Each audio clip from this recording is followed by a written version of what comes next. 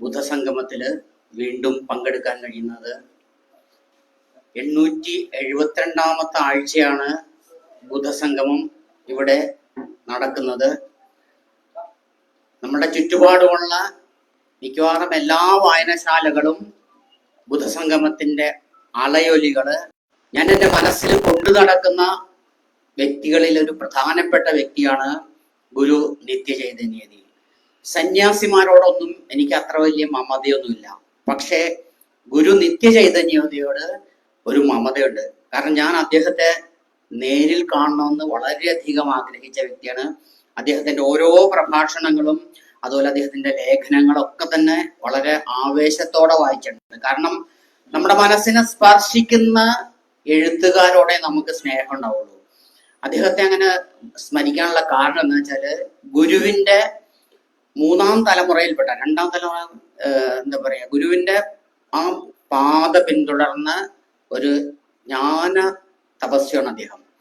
ജ്ഞാനമാർഗമാണ് അദ്ദേഹത്തിൻ്റെത്. ഗുരു കർമ്മമാർഗവും ഭക്തിമാർഗവും ജ്ഞാനമാർഗവും ചേർന്ന സമ്പൂർണമായിട്ടുള്ള ഗുരുവാണെങ്കിൽ, ഇദ്ദേഹം നടരാജ ഗുരുവിന്റെ ശിഷ്യനാണെങ്കിലും അദ്ദേഹത്തില് ജ്ഞാനത്തിനാണ് അദ്ദേഹം വളരെയധികം പ്രാധാന്യം കൊടുത്തത്.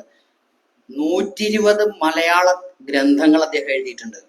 80ഓളം ഇംഗ്ലീഷ് പുസ്തകങ്ങളും അദ്ദേഹം എഴുതിയിട്ടുണ്ട്. അപ്പൊ ഒന്ന് ആലോചിച്ച് നോക്കൂ, 120 ഗ്രന്ഥങ്ങൾ എഴുതണമെങ്കിൽ എത്രമാത്രം സമയം വേണ്ടി വരും, എത്രമാത്രം ജ്ഞാനം ആവശ്യമാണ്. അതും ചെറിയ കാര്യങ്ങളൊന്നുമല്ല.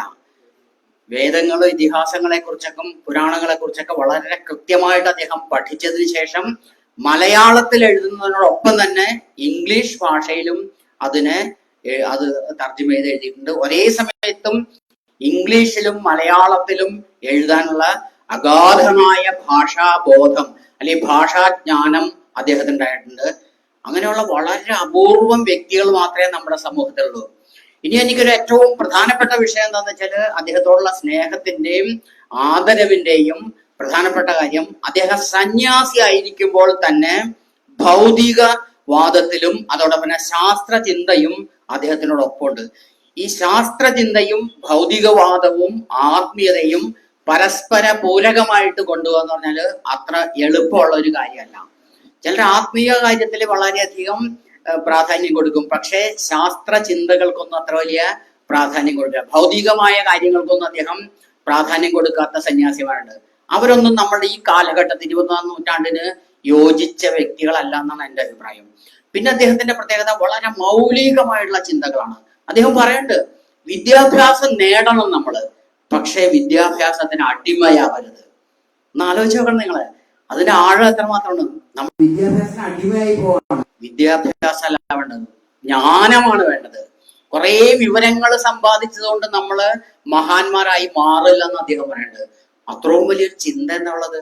നമ്മുടെയൊക്കെ ആഗ്രഹം ധാരാളം ബിരുദ സർട്ടിഫിക്കറ്റുകളൊക്കെ വാങ്ങിച്ചിട്ട് നിരന്തരമായി പഠിക്കുക. അങ്ങനെ പഠിച്ചതുകൊണ്ടൊന്നും കാര്യമില്ല. പഠിച്ച അറിവുകള് ജീവിതത്തില് പ്രയോഗിക്കുമ്പോൾ മാത്രമേ നമ്മളുടെ മൂല്യം വർദ്ധിക്കുള്ളൂ. അതുകൊണ്ട് മാത്രമേ നമ്മുടെ സമൂഹത്തിന് ഉന്നതി ഉണ്ടാകാൻ സാധിക്കുള്ളൂ. ഗുരുവൊക്കെ ചെയ്തത് അങ്ങനെയാണ്.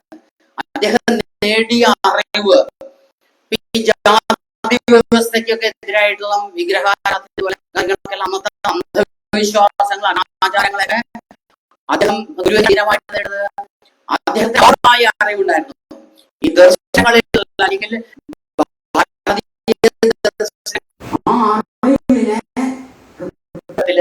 പ്രയോഗിക്കുകയാണ്. അങ്ങനെ പ്രയോഗിക്കുമ്പോൾ മാത്രമേ ഒരു വ്യക്തി മഹാനാവുള്ളൂ, ഒരു മഹാഗുരുവായിട്ട് മാറുള്ളൂ.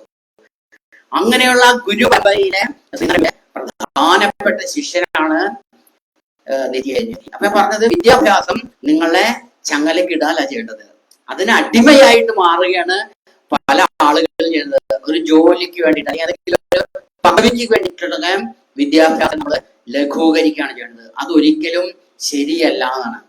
വിദ്യ നേടണം നമ്മള്, പക്ഷേ അതിന്റെ അടിമയായി മാറാതെ ആ നേടിയ അറിവുകള് നമ്മുടെ ജീവിതത്തിൽ പ്രയോഗിക്കുക. അങ്ങനെ ജീവിതത്തിൽ പ്രയോഗിക്കുമ്പോൾ മറ്റു മനുഷ്യരുടെ ഉള്ളില് ഒരു വെളിച്ചം നൽകാനായിട്ട് അവർക്ക് കഴിയും. അങ്ങനെയുള്ള വ്യക്തികളായിട്ടാണ് മാറേണ്ടത്. വേറൊരു കാര്യം കൂടി പറയേണ്ടത്, ഈശ്വരനെ കുറിച്ചും പറയേണ്ടത്. ദൈവം എന്നുള്ള സങ്കല്പത്തിന് അതൊരു എന്താണ് നാമമല്ല, ക്രിയയാണെന്ന് പറയാം. എന്തതിന്റെ അർത്ഥം? ദൈവം എന്നുള്ളതൊരു നാമരൂപമല്ല, മറിച്ച് ക്രിയാരൂപമാണ്. ഇപ്പൊ നമ്മള് ഈശ്വരനെ കുറിച്ച് പറയുമ്പോൾ നമ്മൾ ഈശ്വരനെ സാക്ഷാത്കരിക്കണം നമ്മളുടെ പ്രവൃത്തിയിലൂടെയാണ്. നല്ല വാക്കിലൂടെ ആവാം, നല്ല പ്രവൃത്തിയിലൂടെ. ഇതിലപ്പുറം ഒരു വലിയ ചിന്തയില്ല. ഈ വാക്കാണ് എന്നെ ഏറ്റവും കൂടുതൽ എന്നെ ഇദ്ദേഹത്തിലേക്ക്, ഈ നിത്യചൈതന്യത്തിലേക്ക് അടുപ്പിച്ചത്. ഈശ്വരൻ എന്നുള്ളത് നാമരൂപമല്ല, മറിച്ച് ക്രിയാരൂപമാണെന്നുള്ള ഒരു മഹത്തായ സങ്കല്പം ഞാൻ ഒരിടത്തും കേട്ടിട്ടില്ല, ഒരു പുസ്തകത്തിലും ഞാൻ വായിച്ചിട്ടില്ല, ഒരു എന്താണ് സന്യാസിമാരിൽ നിന്ന് നമ്മൾക്ക് കേൾക്കാനായിട്ട് സാധ്യമല്ല. അപ്പൊ അവിടെയാണ് ഈ എന്താ പറയാ നമ്മുടെ നിത്യചൈതന്യയുടെ നിത്യചൈതന്യം എന്താണ് പ്രസരിപ്പിക്കുന്ന വാക്കാണ്. നിത്യചൈതന്യം പ്രസരിപ്പിക്കുന്ന വാക്കാന്ന് വെച്ചാൽ ഈശ്വരൻ നാമരൂപമല്ല, ക്രിയാരൂപമാണ്. ആ ക്രിയാരൂപത്തിലൂടെ മാത്രമേ നമ്മൾക്ക് ഈ ഭൂമിയില് സ്നേഹവും സമാധാനവും ഒക്കെ ഐശ്വര്യം ഉണ്ടാകാൻ പറ്റുള്ളൂ. നമ്മൾ നല്ലൊരു വാക്ക് പറയാന്ന് വെച്ചല്ലോ, വാക്ക് പറയുമ്പോൾ ശരിക്കത് ക്രിയകളാണ്, നാമമല്ല, ക്രിയാരൂപമാണ്. അപ്പൊ അത് തന്നെയാണ് കവികളൊക്കെ പറയണത്. അതുകൊണ്ടാണ് എൻ്റെ ഉള്ളിലുള്ള കവിക്ക് വളരെയധികം അദ്ദേഹത്തോട് സ്നേഹവും ആദരവൊക്കെ തോന്നാൻ കാരണം നമ്മളുടെ വാക്കുകളാണ്, നമ്മൾ ചെയ്യുന്ന പ്രവൃത്തികൾ. ഓരോ ചെറിയ പ്രവൃത്തികൾ ചെയ്യുമ്പോഴും നമ്മളില് മഹത്വം ഉണ്ടാവും. അപ്പൊ നമ്മളിനകത്തുള്ള ഈശ്വര ചൈതന്യം സാക്ഷാത്കരിക്കപ്പെടും. അങ്ങനെ പറഞ്ഞൊരു മഹാഗുരുവാണ് യതി. അതാണ് എന്നെ ഏറ്റവും. അല്ലെങ്കിൽ നമ്മൾ വെറും നാറുന്ന ഉടലുകളാണ്. ഞാൻ എൻ്റെ കവിതയിലൊക്കെ അത് എഴുതിയിട്ടുണ്ട്. ഈ കവിതയിലൊക്കെ വരണ ഈ എന്താ പറയാ, ഞാൻ സ്വീകരിക്കുന്നതുണ്ട്. മറ്റു പല ആത്മീയമായിട്ടുള്ള എന്താണ് തികച്ചും മൗലികമായ ആത്മീയവാദത്തോടെ എനിക്ക് ഒട്ടും താല്പര്യമില്ല.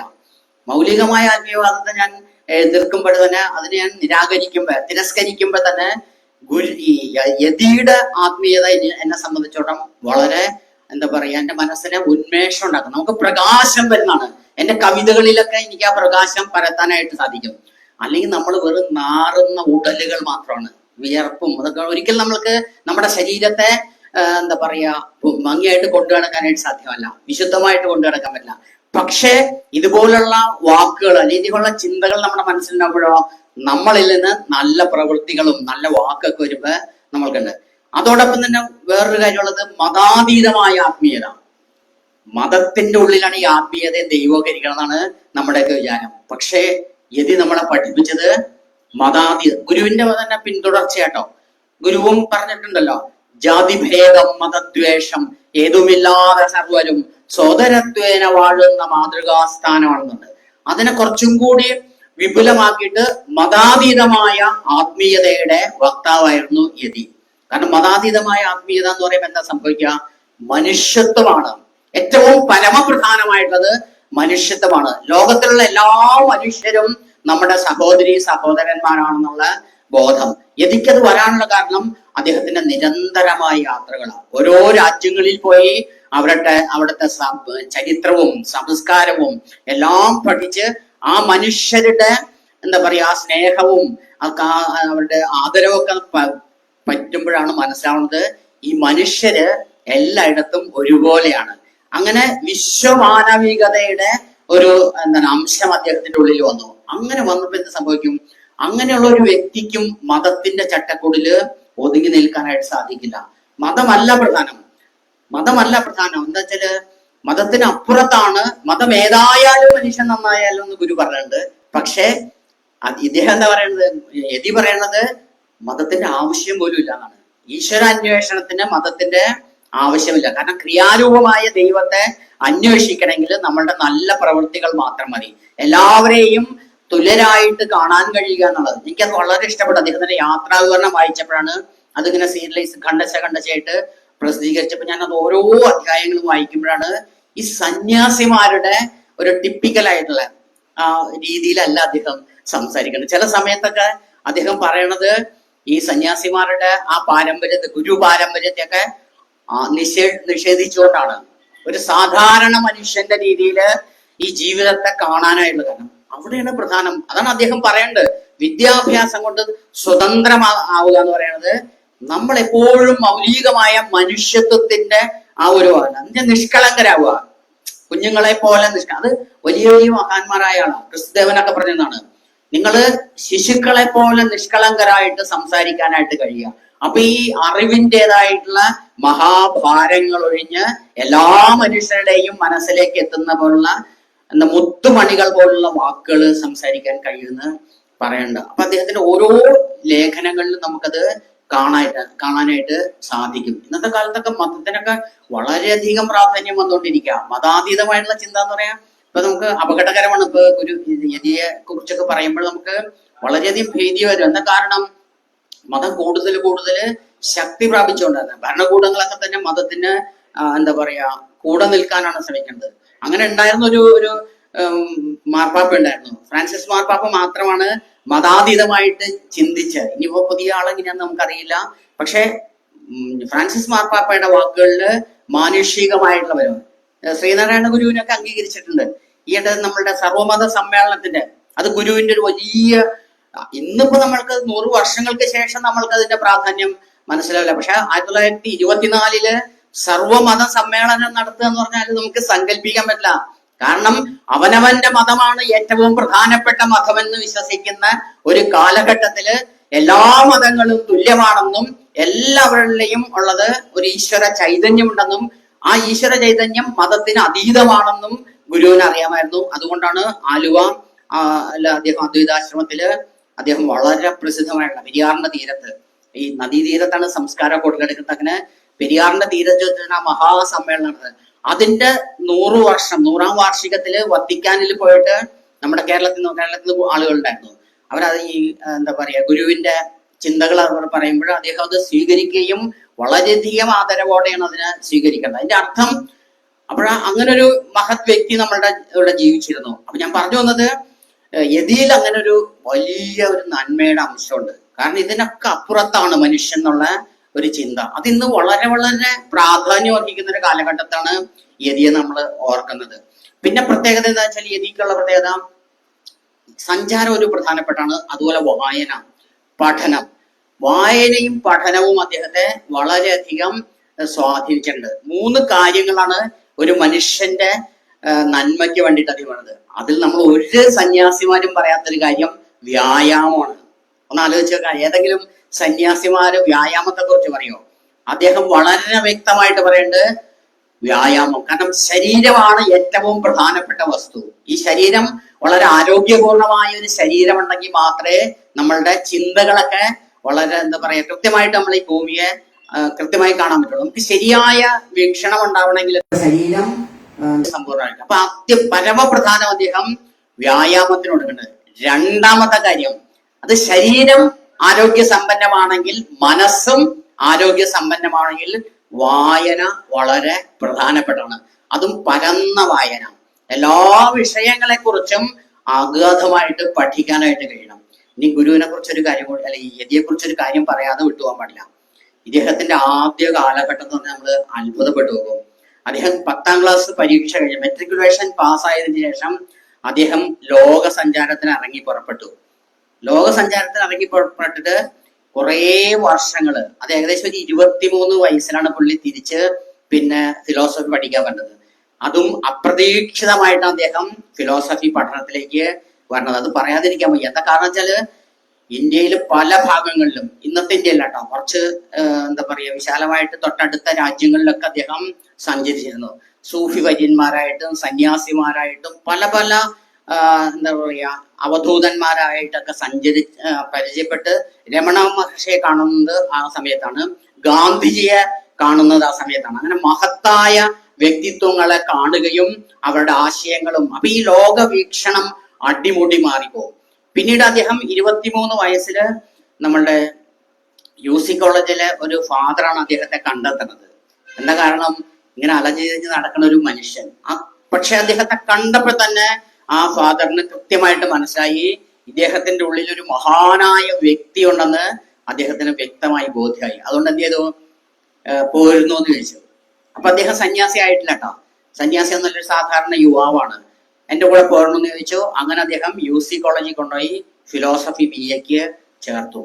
മിടുക്കനായ വിദ്യാർത്ഥി. കാരണം അദ്ദേഹത്തിന് വിദ്യാഭ്യാസത്തെ കുറിച്ച് അത്ര വലിയ വിശ്വാസം ഉണ്ടായിരുന്നു. എന്താ കാരണം? പഠിക്കുന്ന കാലഘട്ടത്തിൽ ഗണിതശാസ്ത്രം അദ്ദേഹത്തിന് ഒരു വലിയ കീറാമുട്ടിയായിരുന്നു. ഗണിതശാസ്ത്രം അദ്ദേഹത്തിന് ഒരു കീറാമുട്ടിയാണ്. പരീക്ഷ ജയിക്കാൻ വേണ്ടിയിട്ട്, അത് പറയാൻ പാടില്ല എന്ന് അദ്ദേഹം പറഞ്ഞിട്ട് എന്താണ് ഫലിത രൂപേണ അദ്ദേഹം പറയണത്. എന്താ സംഭവം എന്ന് അറിയാമോ? മറ്റാളുകളുടെ പേപ്പർ നോക്കിയിട്ടാണ് അദ്ദേഹം, എന്ന് വെച്ചാൽ സത്യം പറഞ്ഞാൽ എന്ന് പറയുമ്പോൾ കോപ്പിയടി എന്ന് പറയും. അത് അദ്ദേഹം തന്നെ എഴുതിയ കേട്ടോ, അല്ലാതെ ഞാനിത് പറയാനില്ല. അദ്ദേഹത്തിന്റെ കൃതിയിൽ തന്നെ ഉള്ളതാണ്. അദ്ദേഹത്തിന്റെ ആത്മകഥ എന്ന് ഞാൻ വായിച്ചതാണ്. എന്താ പറയണത്, മറ്റാളുകൾ കാണിച്ചു കൊടുക്കുന്ന ഗണിതശാസ്ത്രത്തിന് ജയിക്കാനുള്ള മാർക്ക് വാങ്ങിച്ചത്. അതുകൊണ്ട് വിദ്യാഭ്യാസത്തിന് അദ്ദേഹം വലിയ പ്രാധാന്യം കൊടുക്കാതിരിക്കുമ്പോഴാണ് ഫാദർ അദ്ദേഹത്തെ UC കോളേജിൽ കൊണ്ടുവന്നത്, ഫിലോസഫി പഠിക്കുന്നത്. ഫിലോസഫി പഠിച്ചു കഴിഞ്ഞപ്പോൾ അദ്ദേഹത്തിനുള്ള ഒരു ആത്മീയ ബോധം ഉണർന്നു. അതിനു മുമ്പ് വരെയുള്ള യുവാവല്ല അദ്ദേഹം, അടിമുടി മാറി. കാരണം അറിവിന്റെ എന്ന് വെച്ചാൽ അതിൽ അങ്ങനെ അടിമയായിട്ടൊന്നുമില്ല. പിന്നീട് അദ്ദേഹം തിരുവനന്തപുരം യൂണിവേഴ്സിറ്റി കോളേജിൽ പോയിട്ട് MA ഫിലോസഫി എടുക്കണു, അതോടൊപ്പം മനഃശാസ്ത്രം പഠിക്കുന്നു. പിന്നീട് SN കോളേജിൽ അധ്യാപകനാവുന്നു. വിവേകാനന്ദ കോളേജ്, ചെന്നൈയിലെ വിവേകാനന്ദ കോളേജിൽ അധ്യാപകനാണ്. പിന്നീട് അദ്ദേഹം രമണ മഹർഷിയുടെ ശിഷ്യത്വം സ്വീകരിക്കുന്നത്. പലരും സംശയം പറയണ്ട കേട്ടോ, പല ആളുകളും അദ്ദേഹത്തിനെ കുറിച്ച് പറയുമ്പോൾ ആരുടെ ശിഷ്യനായിരുന്നു എന്ന് ചോദിച്ചിട്ട് ആർക്കും കൃത്യമായ ഉത്തരമില്ല. ഞാൻ പക്ഷെ വായിച്ച് മനസ്സിലാക്കിയത് രമണ മഹർഷിയിൽ നിന്നാണ് അദ്ദേഹം ശിഷ്യത്വം. രമണ മഹർഷി അറിയാലോ, വളരെ വിശേഷപ്പെട്ട നമ്മളുടെ ഈ സന്യാസി പരമ്പരകളിൽ നിന്ന് വളരെ വ്യത്യസ്തനായിട്ടുള്ള ഒരു അവധൂതനായ സന്യാസിയാണ് രമണ മഹർഷി. രമണ മഹർഷിയിൽ നിന്നാണ് അദ്ദേഹം സന്യാസം സ്വീകരിച്ചത്. പക്ഷെ ശരിക്കും അദ്ദേഹത്തിന്റെ ഗുരു ആരാന്ന് വെച്ചാൽ നടരാജ ഗുരുവാണ്. കാരണം അദ്ദേഹത്തിൽ നിന്നാണ് പിന്നീട് അദ്ദേഹത്തിന്റെ ശിഷ്യനായിട്ടാണ്, അദ്ദേഹത്തിന്റെ മരണം വരെ അദ്ദേഹത്തോടൊപ്പം നിന്ന വ്യക്തിയാണ്. അപ്പൊ ഞാൻ പറഞ്ഞു വന്നത്, ആ ഫിലോസഫിയിലേക്ക് അദ്ദേഹത്തെ കടകുകയും മനഃശാസ്ത്രം പഠിക്കുകയും ചെയ്തു. മനഃശാസ്ത്രം എല്ലാവരും പഠിച്ചിരിക്കേണ്ട ഒരു കാര്യമാണ്. എന്താ കാരണം വെച്ചാൽ നമ്മൾ ശരിക്കും പറഞ്ഞാല് സയൻസ് ഓഫ് ബിഹേവിയർ എന്ന് പറയും. മനഃശാസ്ത്രം നമ്മൾ ആഴത്തിൽ പഠിച്ചു കഴിഞ്ഞാലുള്ള ഗുണം, നമ്മൾക്ക് ഓരോ മനുഷ്യരെയും ഇവിടെയുള്ള സകല ആളുകളെയും നമുക്ക് മനസ്സിലാക്കാൻ കഴിയും. കാരണം അതിനൊരു എന്താ പറയുക, മാനകമായിട്ടുള്ള ഒരു തലമുണ്ട്. ഓരോ മനുഷ്യരും എങ്ങനെ പെരുമാറുന്നു, ഇപ്പൊ കുട്ടികളെ എങ്ങനെ പെരുമാറുന്നു, മുതിർന്നവരെങ്ങനെ, ഒരു അഡൽട്ട് ഏജിലാവുക, മുതിർന്നു കഴിഞ്ഞെങ്ങനെ ആവും. അതുപോലെ ഓരോ സമയത്തും മനുഷ്യരിൽ ഉണ്ടാകുന്ന ചിന്തകളെ, അതിന്റെ ഒരു എന്താ പറയുക, പ്യൂർ സയൻസ് അല്ലെങ്കിൽ പോലും ഒരു അപ്ലൈഡ് സയൻസ് ആണ് സൈക്കോളജി. അതിൽ നല്ല പാണ്ഡിത്യം അദ്ദേഹം നേടി. അതുകൊണ്ട് തന്നെ ലോകത്തുള്ള മനുഷ്യരെ കുറിച്ചൊക്കെ വളരെയധികം സ്നേഹത്തോടെ ആദരവോടെ ഒക്കെ പെരുമാറാനായിട്ട് ഏത് രാജ്യത്ത് പോയാലും അവന്റെ മാനസിക നില, മനഃശാസ്ത്രം അറിയുമ്പോൾ അറിയാം, ആരായാലും ശരി, എവിടെ ചെന്നാലും ശരി, സമാന ചിന്താഗതിക്കാരെ കണ്ടെത്താനായിട്ട് അദ്ദേഹത്തിന് കഴിയും. പിന്നെ അദ്ദേഹം കൈവയ്ക്കാത്ത മേഖലകളിലാട്ടോ. എന്നെ ഏറ്റവും ഇഷ്ടപ്പെട്ടത് പരിവർത്തനോന്മുഖ വിദ്യാഭ്യാസം എന്നുള്ള അദ്ദേഹത്തിന്റെ. ഞാൻ ഒരു അധ്യാപകനും കൂടി ആയതുകൊണ്ട് കവിതയുടെ ഒപ്പം തന്നെ അധ്യാപനത്തിന് ഞാൻ നല്ല പ്രാധാന്യം കൊടുക്കുന്ന വ്യക്തിയാണ്. കാരണം ഞാൻ ജീവിച്ചിരിക്കുന്നതിന് ശേഷം കവിതകൾ നാട്ടുകാർ വായിച്ചോളൂ, പക്ഷേ ഒരു അധ്യാപകൻ എന്ന നിലയിൽ എന്റെ കുട്ടികളുടെ മുമ്പില് സത്യസന്ധമായിട്ട് കാര്യങ്ങളൊക്കെ പറഞ്ഞു കൊടുക്കുക എന്നുള്ളൊരു വലിയ കാര്യമുണ്ട്. അപ്പൊ പരിവർത്തനോന്മുഖ വിദ്യാഭ്യാസം വായിക്കുമ്പോഴാണ് അത് എന്താ പറയാ, എല്ലാം അങ്ങനെ പറഞ്ഞേക്കണുള്ളത്. വേറൊരു പ്രഗത്ഭനായ ഒരു സന്യാസി പറയുന്നത്, ജിദ്ദു കൃഷ്ണമൂർത്തി പറയുന്നത്, അറിവിൽ നിന്ന് മോചനം നേടുമ്പോഴാണ് നമ്മള് ശരിക്കും മനുഷ്യനാവണമെന്നുള്ളതാണ്. അത് എടശ്ശേരിയുടെ കവിതയിലുണ്ട്. പോയി നാം ഇത്തിരി വ്യാകരണം വായിലാക്കിയിട്ട് വരുന്നു മന്ദം, നാവിൽ നിന്ന് അപ്പോഴേ പോയി കഴിഞ്ഞു നാനാ ജഗന്മനോരമ്യ ഭാഷ എന്ന് എടശ്ശേരി പറയണ പോലെയാണ്. നമ്മള് അറിവ് നേടിക്കഴിയുമ്പോഴത്തേക്കും നമ്മളുടെ ആ സ്വാഭാവികമായ നമ്മളുടെ മനുഷ്യത്വം ഇല്ലാതായി പോകുന്നതാണ്. അദ്ദേഹം പറഞ്ഞതുപോലെയാണ്, അറിവിൽ നിന്ന് മോചനം നേടുക എന്ന് പറയുന്ന പോലെ ഇദ്ദേഹം അത് തന്നെയാണ് പറഞ്ഞത്. എന്താ പറയാ, നമ്മൾ ഈ അറിവിന്റെ ഭാരവും വെച്ചൊന്നും നടക്കാൻ പാടില്ല. അറിവിൽ നിന്ന് നമ്മൾ എന്ത് ചെയ്യണം, നമ്മള് ആത്മ അന്വേഷണത്തിലേക്കാണ് നമ്മള് അറിവിനെ രൂപപ്പെടണം. നമ്മുടെ ഉള്ളിന്റെ ഉള്ളിലേക്കാണ് നമ്മൾ തിരിയണത്. ഈ പ്രകൃതിയെ കാണുന്നത് പോലെ തന്നെ നാം നമ്മുടെ ഉള്ളിലേക്ക് ഇറങ്ങിയിട്ട് നമ്മുടെ ഓരോ ചിന്തകളെയും പ്യൂരിഫൈ ചെയ്യണം, ശുദ്ധീകരിക്കണം. നമ്മളൊക്കെ പ്രാകൃതമായ ചിന്തകൾ നമ്മുടെ മനസ്സിലുണ്ടാവും. അപ്പൊ നമ്മൾ നേടിയ അറിവ് എന്തിനാ ഉപയോഗിക്കേണ്ടത്? നമ്മളിലുള്ള പ്രാകൃത ചിന്തകളെ ശുദ്ധീകരിക്കാനായിട്ട് ഉപയോഗിക്കണം. അതെന്ത് ചെയ്യണം? ഇൻട്രോസ്പെക്ഷൻ ഇംഗ്ലീഷിൽ പറയും, മലയാളത്തിൽ ആത്മനിരീക്ഷണം വേണം. ഈ ആത്മനിരീക്ഷണം വളരെ പ്രധാനപ്പെട്ട ഒരു കാര്യമാണ്. അത് എപ്പോഴും പറയണത്, നിങ്ങള് പുറത്തേക്ക് സഞ്ചരിക്കുന്നത് പോലെ ലോകം മുഴുവനും സഞ്ചരിക്കാൻ നമ്മൾക്ക് അനായാസം കഴിയും. ലോകം മുഴുവൻ സഞ്ചരിച്ച് വ്യത്യസ്തമായ ഭൂപ്രകൃതിയും വ്യത്യസ്തമായ എന്താ പറയാ മനുഷ്യരെയും സംസ്കാരത്തെയും ഭാഷയെയും എല്ലാം തന്നെ കണ്ടറിയാൻ കഴിയുമ്പോഴും നിങ്ങൾ മുകളിലേക്ക് നോക്കിയാൽ മതി. മുകളിലേക്ക് നോക്കി എന്താ സംഭവിക്കുക? ഒറ്റ ആകാശത്തിന്റെ കീഴിലാണ് നമ്മൾ നിൽക്കുന്നതെന്ന് നമുക്ക് മനസ്സിലാക്കും. അപ്പൊ ലോകരാജ്യങ്ങള് സന്ദർശിക്കുന്നത് പോലെ തന്നെ പരമപ്രധാനമാണ് ഉള്ളിലേക്കുള്ള സഞ്ചാരം. അങ്ങനെ ഉള്ളിലേക്ക് നമ്മൾ സഞ്ചരിക്കുമ്പോഴാണ് നമ്മളുടെ ഉള്ളിലുള്ള പല പ്രാകൃതമായ ചിന്തകളെയും നമ്മുടെ പല കാര്യങ്ങളും നമുക്ക് മനസ്സിലാവും. അങ്ങനെ നമ്മൾ നേടിയ അറിവുകള് നമ്മളുടെ ഉള്ളിലേക്കുള്ള ഈ സഞ്ചാരത്തില് ആ പ്രാകൃത ചിന്തകളെയൊക്കെ മാറ്റിയിട്ട് അതിനെയൊക്കെ തന്നെ ഏറ്റവും മനോഹരമാക്കാനായിട്ട്, അല്ലെങ്കിൽ ഏറ്റവും അപ്പൊ നമ്മൾ ശരിക്കും നമ്മൾ വിചാരിക്കും സ്വാർത്ഥതയാണ്. അത് ഞാൻ ആദ്യം വിചാരിച്ചു. ഞാൻ ഈ ലോകയാത്രകളൊക്കെ മാറ്റിയിട്ട് ഉള്ളിലേക്ക് തിരിയാന്ന് പറഞ്ഞാൽ നമ്മള് സ്വാർത്ഥതയാണെന്ന് ഞാൻ ആദ്യം തെറ്റിദ്ധരിച്ചിരുന്നു. പക്ഷെ പിന്നീട് അദ്ദേഹത്തിന്റെ ലേഖനങ്ങളൊക്കെ വായിക്കുമ്പോഴാണ് മനസ്സിലാവുന്നത് സ്വാർത്ഥതയല്ല. കാരണം സ്വയം അറിയണം, നമ്മൾ ആരാണെന്നുള്ള അറിവ് നേടുമ്പോൾ മാത്രമേ.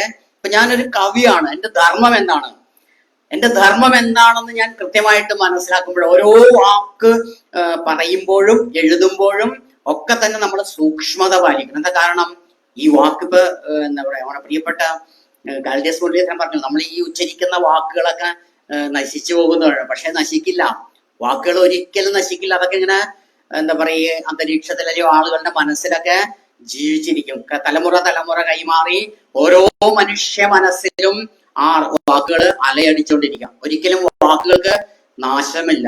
അക്ഷരത്തിന് നാശമില്ലാത്ത പോലെ തന്നെ വാക്കുകൾ, ഉച്ചരിക്കപ്പെട്ട വാക്കുകള് അനന്തമായിട്ട്.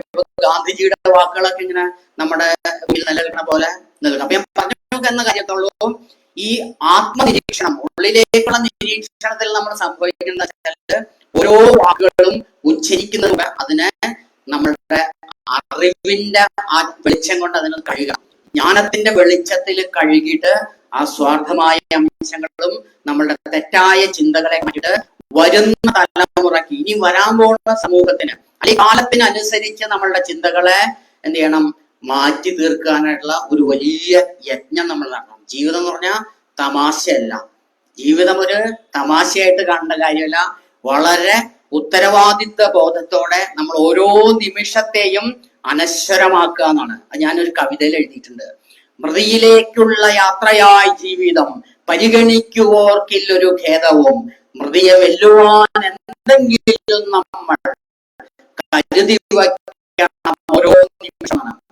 ഓരോ മരണം ഒരു മരിച്ചുപോയിട്ട് 26 വർഷം കഴിഞ്ഞു. അദ്ദേഹം 1924 നവംബർ 2 അദ്ദേഹം ജനിച്ച ആളാണ്. നവംബർ 2 ഇന്ന് അദ്ദേഹത്തിന്റെ ചരമദിനമാണ്. അദ്ദേഹം മരിച്ചതാണ് 1999 മെയ് 14. അപ്പൊ 26 വർഷം മുമ്പ് അല്ലെങ്കിൽ 1/4 നൂറ്റാണ്ട് മുമ്പ് ഈ ഭൂമിയിൽ നിന്ന് പോയൊരു വ്യക്തിയെ ഇന്ന് അതിസജീവമായിട്ട് നമ്മൾ അനുസ്മരിക്കണം. എന്റെ ഉള്ളിൽ അദ്ദേഹം ജീവിച്ചിരിപ്പുണ്ട്. ഇന്നും അദ്ദേഹം എന്റെ മനസ്സിൽ അതിശക്തമായിട്ട് ജീവിച്ചിട്ടുണ്ട്. അദ്ദേഹത്തിന്റെ ചിന്തകളൊക്കെ എന്റെ മനസ്സിൽ നിന്ന്. അതുകൊണ്ടാണ് ഞാൻ ഇത്ര ധൈര്യമായിട്ട് ഇവിടെ വന്ന് അദ്ദേഹം പറഞ്ഞപ്പോ ഒരു മടിയും കൂടാതെ ഞാൻ വന്നതിന്റെ കാര്യം, അദ്ദേഹം എന്റെ മനസ്സിൽ ജീവിച്ചിരിക്കുന്നുണ്ട്. അതുകൊണ്ട് അദ്ദേഹത്തിന്റെ ചിന്തകൾ എപ്പോഴും എന്റെ മനസ്സിൽ ഇങ്ങനെ അലയടിച്ച് ഞാൻ ഓരോ വാക്ക് പറയുമ്പോഴും എഴുതുമ്പോഴും അദ്ദേഹം പറഞ്ഞത് ഞാൻ ഓർമ്മിക്കും. അപ്പൊ പറഞ്ഞത് കവി ആയതുകൊണ്ട് അങ്ങനെ വളരെ ശ്രദ്ധയും കൂടി വേണം കേട്ടോ. അപ്പൊ ഞാൻ പറഞ്ഞു വന്ന കാര്യം എന്താ വെച്ചാല്, ആത്മനിരീക്ഷണം വളരെ പ്രധാനമാണെന്ന് ഗുരു പറഞ്ഞു. അത് നിങ്ങൾക്ക് എല്ലാവർക്കും കേട്ടോ, എല്ലാ മനുഷ്യർക്കും വേണം. ഇപ്പൊ പണ്ഡിതന്മാർക്കും മാത്രമല്ല, സാധാരണക്കാരായ മനുഷ്യർ പോലും ഭാര്യയോടും മക്കളോടും സമൂഹത്തിലെ ഓരോ വ്യക്തികളോട് സംസാരിക്കുമ്പോഴും നമ്മളൊരു ആത്മനിരീക്ഷണം നടത്തണം. നമ്മൾ ഇതുവരെ നേടിയ ജീവിതാനുഭവങ്ങളുടെ ആ ജ്ഞാനത്തിന്റെ വെളിച്ചത്തില് ഓരോ വാക്കിനെയും ശുദ്ധീകരിച്ചിട്ട് കേൾക്കുന്ന ആൾക്ക് അല്ലെ അവരന് അത് പറയണ്ട് എന്താണ്, അവനവൻ ആത്മസുഖത്തിനാചരിക്കുന്നവ അവരന് സുഖത്തിനായി വരണം എന്ന് ഗുരു പറഞ്ഞ പോലെ തന്നെ നമ്മൾ പറയുന്ന ഓരോ വാക്കുകളും കേൾവിക്കാരുടെ മനസ്സിനെ ആനന്ദിപ്പിക്കണം. അവർക്ക് സംഗീതം പോലെ ആസ്വദിക്കാൻ കഴിയുന്ന രീതിയിൽ വാക്കുകളെ നമ്മൾ എന്തിനെ ശുദ്ധീകരിച്ചിട്ട് ഉപയോഗിക്കാൻ പറ്റുള്ളൂ. അതൊക്കെ ഗുരു ഈ യതിയുടെ ചിന്തയിൽ നിന്നാണ് ഞാൻ നേടിയെടുക്കുന്നത്. അങ്ങനെ നോക്കിക്കഴിഞ്ഞാല് അദ്ദേഹം കൈവയ്ക്കാത്ത മേഖലകളില്ല. ചിത്രവും വളരെ പ്രധാനമാണ്. ചിത്രകലയുടെ ഒരു വലിയ പാരമ്പര്യം നമുക്കുണ്ട്. കാരണം ഭാരതീയ ചിത്രകല മാത്രമല്ല കേട്ടോ, ലോകത്തുള്ള ചിത്രകാരന്മാരുമായിട്ട് അദ്ദേഹത്തിന് ഒരു ആത്മബന്ധം ഉണ്ടായിരുന്നു. കാരണം ചിത്രകല എന്ന് വെച്ചാല് മനുഷ്യർക്ക് മാത്രം കഴിയുന്ന ഏറ്റവും ഉന്നതമായ ഒരു കലാരൂപമാണ്. കണ്ട കാര്യങ്ങളെ അനശ്വരമാക്കുക. ഇപ്പൊ കവികളൊക്കെ കണ്ട കാര്യങ്ങളെ, ജീവിതാനുഭവങ്ങളെ, ദൃശ്യങ്ങളെ കവിതയിലൂടെ എങ്ങനെയാണോ ആവിഷ്കരിക്കുന്നത്, അതുപോലെ ചിത്രകാരന്മാര് എന്താ പറയാ, കണ്ട കാര്യങ്ങളൊക്കെ വളരെ മനോഹരമായിട്ട്. ഇപ്പൊ നിങ്ങൾ നോക്കുക, മൈസൂർ പാലസിൽ പോയി തന്നാല് അവിടുത്തെ ദസറ ആഘോഷങ്ങളുടെ ചിത്രം. അന്ന് ഫോട്ടോഗ്രാഫി ഒന്നും ഇല്ല. ഫോട്ടോഗ്രാഫി ഇല്ലാത്ത കാലഘട്ടത്തില് അതെല്ലാം വളരെ മനോഹരമായിട്ട് ചിത്രകാരന്മാര് വരച്ചു വെച്ചിട്ടുണ്ട്. അതുപോലെ പഴയ കാലത്തുള്ള മഹാന്മാരായ രാജാക്കന്മാരുടെയും പ്രഗത്ഭരായ വ്യക്തികളുടെയൊക്കെ ചിത്രങ്ങള് ആ കാലഘട്ടത്തിലുള്ള ചിത്രകാരന്മാർ വരച്ചിട്ടുണ്ടാവും. യതിക്ക് ചിത്രകാരന്മാരോട് വലിയ സ്നേഹമാണ്. അദ്ദേഹം വരയ്ക്കുമായിരുന്നു കേട്ടോ, അദ്ദേഹം വരയ്ക്കുമായിരുന്നു. എനിക്ക് പക്ഷെ അദ്ദേഹത്തെ ഒന്ന് നേരിൽ കാണാനേ കഴിഞ്ഞുള്ളൂ. ഞാൻ എമ്മഡിന് പഠിക്കുന്ന സമയത്ത് ഞങ്ങളൊരു യാത്ര പോയി ഊട്ടിയിലേക്ക്. അപ്പൊ ഫേൺ ഹിൽ കണ്ടപ്പോ പെട്ടെന്ന് എന്റെ മനസ്സിലേക്ക് വന്നു, എനിക്ക് ഈ ഫേൺ ഹിൽ എന്ന് പറയുമ്പോ പെട്ടെന്ന് ആ ഗുരുകുലം അവിടെ ഓർമ്മ വരും. ഞാൻ പക്ഷെ അദ്ദേഹത്തെ കാണണമെന്ന് ആഗ്രഹിച്ചു. പക്ഷെ നമ്മുടെ കൂട്ടുകാർക്കോ ടീച്ചേഴ്സിനോ ഒന്നും ഒരു ആഗ്രഹമില്ല, അവർക്കൊന്നും ഒരു ആഗ്രഹമില്ല.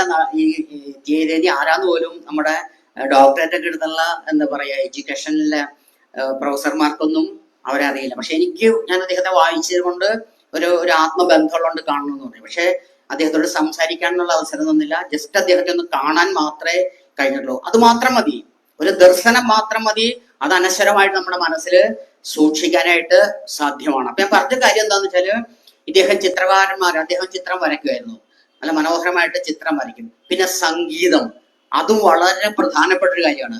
സംഗീതം വെച്ചാൽ പക്ഷികളുണ്ട്, രാഗം നോക്കാതെ പക്ഷികളൊക്കെ പാടും. പക്ഷെ മനുഷ്യർക്ക് വളരെ മനോഹരമായിട്ട് ആദിമമായിട്ടുള്ള ആളുകൾക്ക് വരും, ആദിമ നിവാസികൾ മുതൽ ഇന്നത്തെ ആളുകൾ വരെ. ഇപ്പൊ വേടന്റെ പാട്ട് കേൾക്കുമ്പോൾ നമ്മള് ഭയങ്കരമായിട്ട് നമ്മൾക്ക് ആവേശം തന്നെ, എന്താ പറയാ, കൊച്ചുകുട്ടികളടക്കം ആബാലവൃദ്ധ ജനങ്ങൾ അദ്ദേഹത്തിന്റെ പിന്നാലെ പോകുന്നത്. വെറും 30 വയസ്സുള്ളൂ.